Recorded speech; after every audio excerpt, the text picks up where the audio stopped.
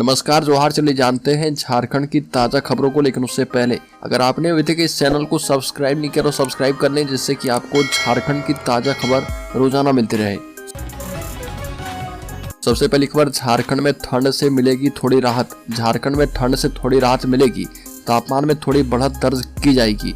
रांची के तापमान में पिछले 24 घंटे में बढ़त दर्ज की गई है और रांची का उच्चतम तापमान 25 डिग्री सेल्सियस दर्ज किया गया है, जबकि न्यूनतम तापमान में इसी दौरान 0.5 डिग्री सेंटीग्रेड की वृद्धि देखी गई है। अगली खबर, झारखंड के 9 जिलों में एक साथ छापेमारी। रांची में 3 घंटे तक हर वार्ड की ली गई तलाशी। 200 कैदियों के बयान दर्ज किए गए हैं। गड़बड़ियों की शिकायत भी की गई है। रांची का ओटवार जेल पिछले कुछ दिनों से सुर्खियों में है। जेल में हाई प्रोफाइल कैदियों द्वारा चलाए जा रहे सिंडिकेट, जेल अधिकारी की मिलीभगत से उन्हें मिल रही विशेष सुविधाएं और जेल की व्यवस्था पर सवाल उठते रहे हैं और अन्य जेलों पर भी सवाल उठे हैं। इसे देखते हुए रांची, धनबाद सहित 9 जेलों में छापेमारी की गई। रांची के डीसी राहुल कुमार सिंह के नेतृत्व में 15 अधिकारी की टीम ने 3 घंटे तक होटवार जेल का चप्पा चप्पा छान मारा। कैदियों के वार्ड से लेकर भोजनालय, शौचालय से लेकर कैदी अस्पताल तक की जाँच की गई और जेल की व्यवस्था को लेकर 200 कैदियों का बयान भी दर्ज किया गया है। अगली खबर, राज्य के धनबाद जिले में काले धंधे पर किया गया चोट। 54 ट्रक पकड़ाए हैं। 1350 टन कोयला किया गया जब्त। जिला खनन टास्क फोर्स ने कोयला चोरी के आरोप में अब तक सबसे बड़ी कार्रवाई की है। टीम ने रात 11 बजे से सुबह 4:30 बजे तक जीटी रोड में छापेमारी अभियान चलाया। इस दौरान तोपचाची से लेकर अवैध कोयला लोड 44 और हरिहरपुर थाना क्षेत्र से 10 ट्रक को पकड़ा है। सभी पर करीब 25-25 टन कोयला लोड था और मौके से 5 ट्रक ड्राइवर एवं खलासी को पकड़ा गया, जबकि अन्य भाग निकले। जांच में कोयले से संबंधित कोई भी वैध कागजात और परिवहन चालान नहीं मिले हैं। पूछताछ में ट्रक चालकों ने बताया कि महुदा भाटदी तेतुलिया में अवैध खनन के बाद कोयले को लोड करके बिहार की तरफ जा रहे थे। जब्त तो कोयला लगभग 1350 टन है। बड़ी खबर, राज्य के लातेहार जिले में फॉरेस्ट और रेती जमीन पर अफीम की खेती की तैयारी। एसपी ने कहा कि इलाके हो चुके हैं चिन्हित, कार्रवाई जल्द होगी। लातेहार जिले के कई इलाकों में अफीम की खेती की तैयारी शुरू हो चुकी है और यह तैयारी फॉरेस्ट लैंड के साथ साथ रेती जमीन पर की जा रही है। सूत्रों की माने तो हेरहंज, बालूमाथ और बरियातू थाना क्षेत्र के सीमावर्ती इलाके में करीब 500 एकड़ वन भूमि और रेती जमीन में इसकी खेती की तैयारी की गई है। इस अवैध कारोबार से जुड़े लोगों के द्वारा लगभग 200 एकड़ में अफीम की खेती का काम पूरा हो चुका है, लेकिन इस बात की भनक पुलिस को नहीं लगी है। हालांकि जिले के पुलिस कप्तान का कहना है कि जिन इलाकों में खेती हुई है उन्हें चिन्हित कर लिया गया है। अगली खबर, कोविड का ग्राफ देश के विभिन्न राज्य में एक बार फिर से चढ़ चुका है। कुल एक्टिव केस भी 4000 से अधिक हो चुके हैं। राज्य में सैंपलिंग टेस्ट बढ़ाई गई है, जबकि झारखंड में रोजाना 100 सैंपल की जांच नहीं हो रही है। राजधानी रांची के सदर अस्पताल में रोजाना मात्र 3 से 4 सैंपल की जांच हो रही है। सिर्फ 4 सैंपल की जांच की गई है, जबकि स्थिति यह है कि राजधानी में करीब 40,000 जांच किट स्टॉक में पड़े हैं और ये रैपिड एंटीजन किट है। स्टेट से सभी जिलों में सप्लाई की गई थी और स्टेट में प्रति किट करीब 50 रुपए की दर से खरीदे गए थे। अगली खबर, जेजेएमपी के 3 उग्रवादी गिरफ्तार। इसमें से एक पारा शिक्षक जो कि बच्चों को शिक्षा देता है, वो भी नक्सली के रूप में पकड़ाया है। लातेहार पुलिस ने जेजेएमपी के 3 सक्रिय उग्रवादी को अरेस्ट किया है, जिनकी गिरफ्तारी हुई है। उनमें से एक पारा शिक्षक है। इनकी गिरफ्तारी नरेशगढ़ गाँव से हुई है और गिरफ्तार उग्रवादी में एरिया कमांडर सूरज कुमार लोहरा उर्फ सर्वनाश, अनिल लोहरा और कमलेश्वर सिंह उर्फ गुरुजी है। गिरफ्तार कमलेश्वर सिंह पारा शिक्षक है और यह जानकारी लातेहार एसपी अंजनी अंजन ने दी है।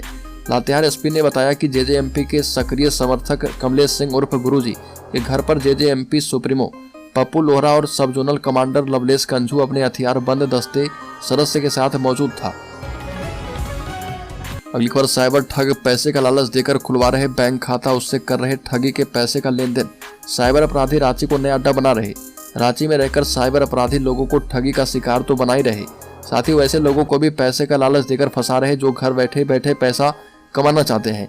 ऐसा एक मामला साइबर सेल रांची ने पकड़ा है और प्रतिबिंब ऐप से साइबर सेल को जानकारी मिली कि एक सिम जिसका उपयोग साइबर ठगी के लिए किया जा रहा।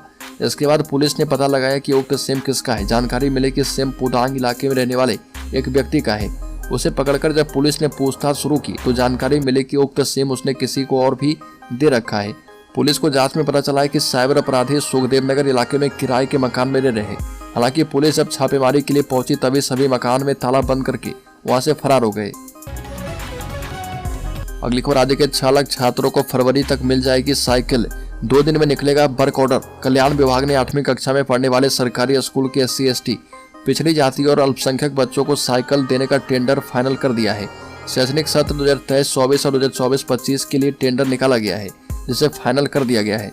दोनों सत्रों को मिलाकर करीब 6 लाख छात्रों को साइकिल देनी है। जानकारी के मुताबिक हीरो समेत एक और कंपनी को यह काम दिया जा रहा।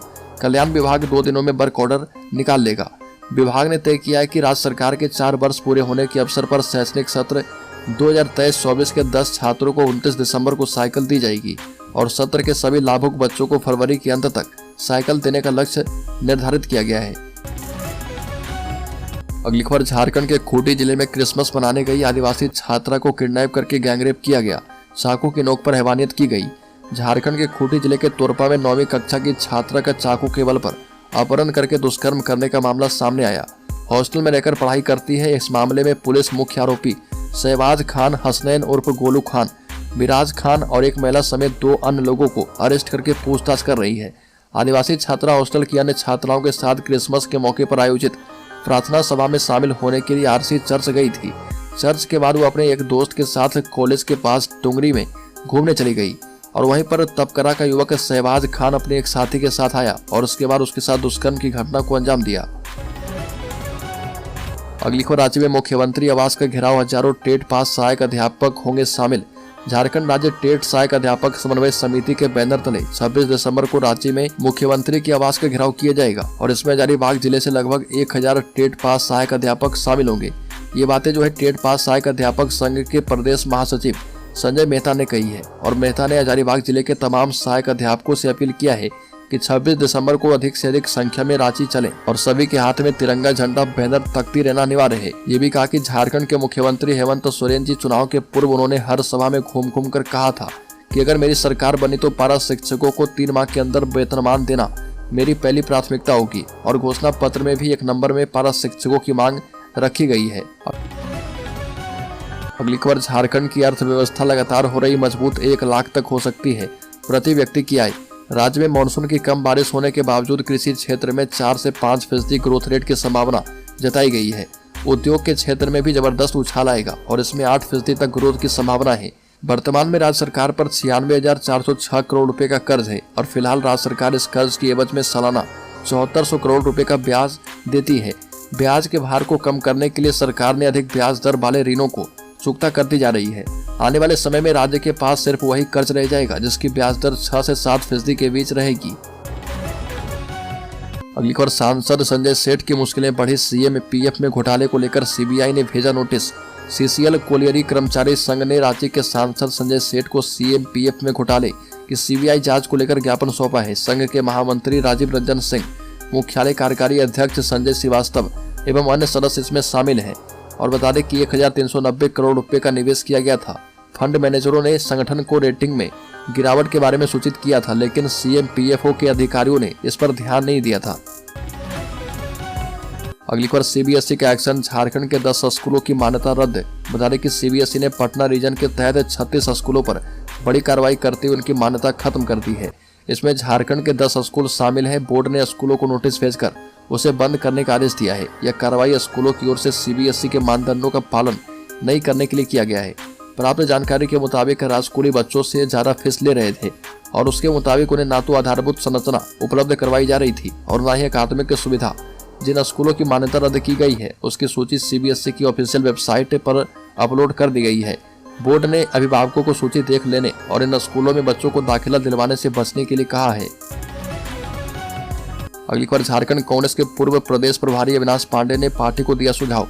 प्रदेश कांग्रेस के पूर्व प्रभारी अविनाश पांडे ने कहा कि प्रदेश नेतृत्व को अपनी विश्वसनीयता बढ़ाने की आवश्यकता है। यह मेरा सकारात्मक सुझाव है कि प्रदेश नेतृत्व थोड़ा कार्यकर्ता और जनता के बीच अपने को विश्वसनीय साबित करे। उत्तर प्रदेश के वर्तमान प्रभारी एवं झारखंड के पूर्व प्रभारी श्री पांडे बातचीत कर रहे थे और यह पूछे जाने पर कि वर्तमान प्रदेश नेतृत्व के बारे में क्या कहेंगे, तो अविनाश पांडे ने कहा कि प्रदेश अध्यक्ष राजेश ठाकुर ने बेहतर काम किया है। अपनी क्षमता के मुताबिक सबको साथ लेकर चलने का प्रयास किया। केंद्रीय नेतृत्व ने जो टास्क दिया उसे पूरा करने पर जोर भी लगाया था। अगली खबर, बोकारो के 4 खिलाड़ी झारखंड रणजी टीम के लिए चयनित। BCCI की ओर से आगामी 5 जनवरी से आयोजित होने वाली रणजी ट्रॉफी में भाग लेने वाली झारखंड टीम की घोषणा कर दी गई है। विराट सिंह के नेतृत्व में घोषित झारखंड की 18 सदस्यीय टीम में बोकारो के 4 खिलाड़ी कुमार कुशाग्र, कुमार देवव्रत, आदित्य सिंह एवं आर्यवन सेन चयनित किए गए हैं। ये जानकारी बोकारो जिला क्रिकेट संघ के तदर्थ कमेटी के सदस्य संजय सिंह ने दी और बताया कि कुशाग्र, आदित्य एवं आर्यवन बोकारो जिला क्रिकेट लीग में बोकारो क्रिकेट कोचिंग एकेडमी के नियमित खिलाड़ी हैं। अगली पर प्रदेश भाजपा ने पूर्व प्रधानमंत्री भारत रत्न अटल बिहारी वाजपेयी की 100वीं जयंती को सुशासन दिवस के रूप में बूथ स्तर पर मनाया और प्रदेश अध्यक्ष बाबूलाल मरांडी ने धनबाद में आयोजित संगोष्ठी में कहा कि अटल जी अपने ध्येय और विचारों के प्रति सदैव अटल रहे और ये भी कहा कि अटल जी ने विकसित और स्वाभिमानी भारत का सपना देखा और इसके लिए उन्होंने सुशासन पर बल दिया, जिसका सीधा संबंध अंतिम व्यक्ति तक विकास की पहुंच है। सुशासन से अंत्योदय का मार्ग प्रशस्त किया और मरांडी ने कहा कि अटल जी ने प्रधानमंत्री ग्राम सड़क योजना से शहर और गांव की दूरियां घटा दी। स्वर्णिम चतुर्भुज योजना ने जीटी रोड सहित देश के प्रमुख राजमार्गों का पुनरुद्धार कर दिया। बाबूलाल मरांडी ने कहा कि अटल ने केवल अलग राज्य ही नहीं बनाया, बल्कि जनजातीय समाज के तीव्र विकास करने के लिए अलग मंत्रालय बनाया। संथाली भाषा को संविधान की 8वीं अनुसूची में शामिल करवाया। अगली पर जामा विधायक सीता सोरेन की जा सकती है सदस्यता। भाजपा के सुरेश मुर्मू ने राज्यपाल एवं चुनाव आयोग से की है शिकायत। गोटा के सांसद निशिकांत दुबे ने जामा से झारखंड मुक्ति मोर्चा विधायक सीता सोरेन की सदस्यता को अवैध बताया और डॉक्टर दुबे ने देवघर में प्रेस कॉन्फ्रेंस में कहा कि हाईकोर्ट के जजमेंट के मुताबिक जो व्यक्ति झारखंड में पैदा होते हैं उन्हें SC, ST एवं OBC के आरक्षण का लाभ मिलता है और उस जजमेंट के मुताबिक ही गिरिडीह के भाजपा से मेयर सुनील पासवान की सदस्यता चली गई थी। माना यह गया कि सुनील पासवान बिहार में पैदा हुए हैं और सांसद डॉक्टर दुबे ने कहा कि जजमेंट का असर यह है कि जामा के पूर्व भाजपा प्रत्याशी सुरेश मुर्मू ने राज्यपाल एवं चुनाव आयोग को पत्र लिखकर जामा विधायक सीता सोरेन की सदस्यता खत्म करने की मांग की है।